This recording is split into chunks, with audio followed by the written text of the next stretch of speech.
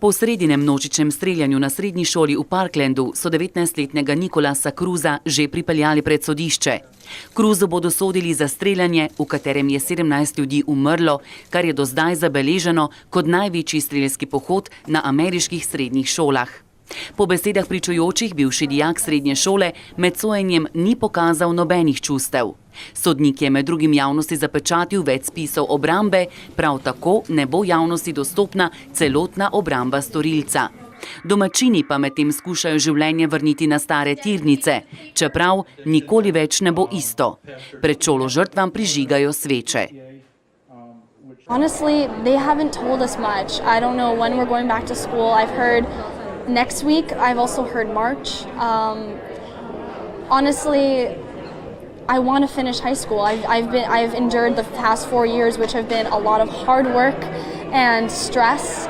And all I've ever wanted was to graduate and get out of this small town so I can follow my dream. Like honestly, as much as I love Parkland, as much as I love this community, they're so supportive and they'll always be my family.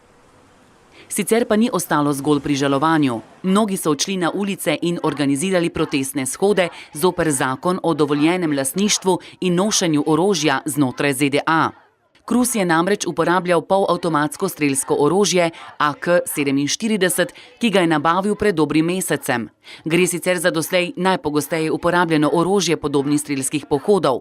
Problem pa ni samo v zakoniti uporabi tega, temveč tudi v dostopnosti. V znamenje protesta se je tako pred Belo hišo zbralo več študentov pod sloganom Never again ali nikoli več. No, I don't feel safe at work. I feel like we need more mental health people in the buildings. I feel like we need more security. I feel like we need more drills. These students were doing a typical fire drill, lost their lives. The teachers. Protestniki niso samo opozarjali, ampak aktivno pozivali k dejanjem. We need to stand up to the NRA. We need to do what's right for kids. Not guns. Za zdaj še ni znano, kako, če sploh, se bo Donald Trump odločil glede novega zakona. Namignil je, da se je pripravljen udeležiti razprave glede omejitve orožja. Spet drugi viri navajajo, da predsednik podpira poostren nadzor prodaje orožja. Ni pa znano, kaj dejansko res misli in namerava storiti nepredvidljivi Trump.